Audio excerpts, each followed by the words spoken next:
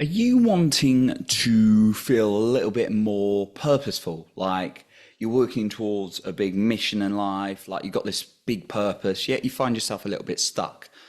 Well, today I want to talk about purpose and men's mental health and my experience with this and being able to live it a little bit more and give you a little bit of guidance into feeling your purpose too. And if you stay until the very end, I have an extra point for you then as well. Now, before we dive in, I just want to mention that if you want to keep up to date with all my latest content, then you can follow me on social media where you can also reach out to me. I will leave that linked in the show notes below. So I was having a conversation with my coach the other day. I have a coach who's kind of guided me through like going deep breathwork practices, feeling into the body, feeling into purpose. Quite spiritual, quite a spiritual guy. Really helped me a lot in my life when I've been someone who's been, lived in the mind sometimes quite effectively. Like I'm very, very good at planning, very good at I consider myself pretty intelligent, very good like left brain, quite creative as well on the right hand side of the brain. But yeah, like I found it quite hard in my life to connect with my emotions and sometimes regulate those more difficult emotions. So I've been working a lot with him. And we were having a real good conversation about purpose over the weekend when we were doing some deep nature work together. Now, it really hit me that your purpose and a lot of the things out there on social media and all this is like, you can live your purpose, have this, your business and like really living your dream and stuff. And there's a lot of I'm just going to call it out. There's a lot of crap on social media, right? And it's a lot of it's like marketing, getting you into certain ways, just in my personal view. What we really came to, and again, these are always my point of view, but it's my point of view sharing what I've learned, what's worked for me, and just sharing with you. And that's that purpose isn't a business. It's not a job. It's your way of being, your intention into the world, what you do. So I'll say that again. It's your way of being, what you really want to express, your intention into the world, right? Now, you could have like a job that pays you money and you could really do your purpose outside of that. Like you really might feel like giving back to the community, right? That's who you are. That's what your purpose is, right? But you have a day-to-day job. That's absolutely fine. A lot of the times I used to think that purpose was like a massive, like multi-million-dollar business I'd have, right? Need to have, right? Which I haven't got a multi-million-dollar business or pound business, right? It's something to live. Purpose is a way of living, right? And for me, my purpose personally is about expression. That's what it is. My purpose is to express and to help other people express as well. And I'm doing it right now. I'm on my podcast sharing my story and sharing some information with you.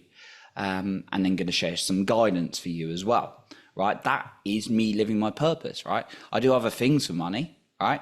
I do sales, I do project management, but this is me being purposeful, right? Can you have like your business as your business that highly involves a lot of your purpose? Yeah, absolutely. You see some people doing that, right? But it doesn't necessarily need to be that way, right?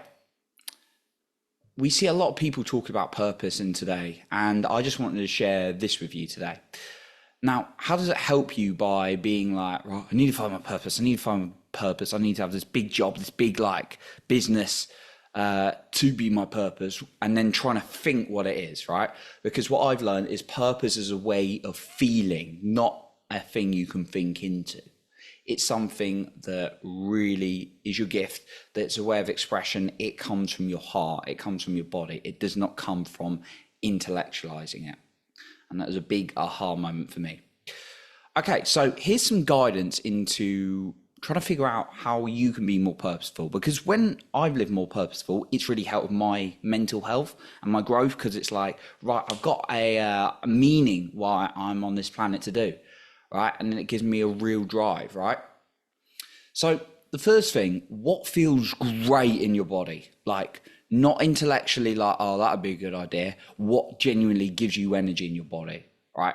For me, it's been writing, when I created books or blogs, when I've made podcasts, when I've made videos, when I've made content.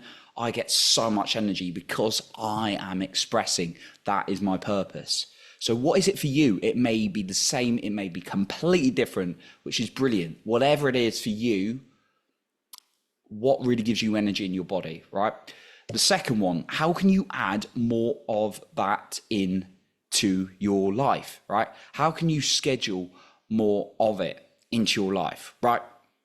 And then the third point is, how can you feel more into it? Maybe you need to schedule some time each morning or each evening to really, really feel into it. Like say, okay, right, what's been making me feel good? What's not making me feel so good, right? And then really connect to that. And then start scheduling something in, right? And I would say if you're like, right, that feels really good.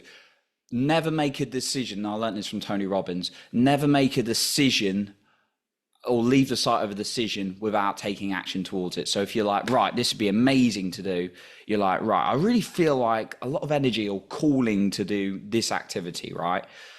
Well, tell someone about it or schedule it in, book it in, right? Do something, take some kind of action, or else it's just going to be lost as an idea. Now, I've got an extra point for you for that. And once again, just a reminder before I get onto that, if you want to connect with me, if you want to have more content, then you can find my social media links, Instagram, Facebook, etc., linked in the show notes below. My bonus point for you as well is list all your energy risers and energy vampires, right? And an energy vampire is something that sucks the life out of you, right? That does not give you good energy. And even if you think it should give you energy, if it doesn't, put it down as an energy vampire. Because what you want to do, now there's some things that are going to drain your energy that you can't completely cut out of your life. Yeah, granted, there are certain things like maybe you're in a job that you're not madly in love with. Yeah, certainly been there many times.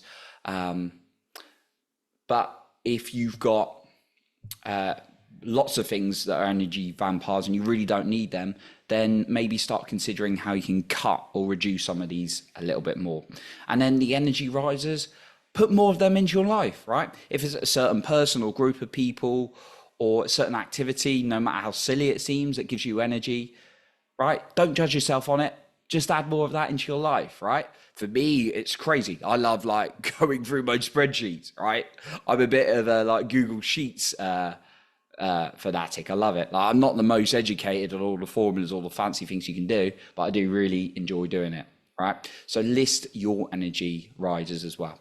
So that's what I got for you today. I appreciate you for being here. You improve other people in your life by improving yourself as a man. And remember to lead with your heart, not with fear.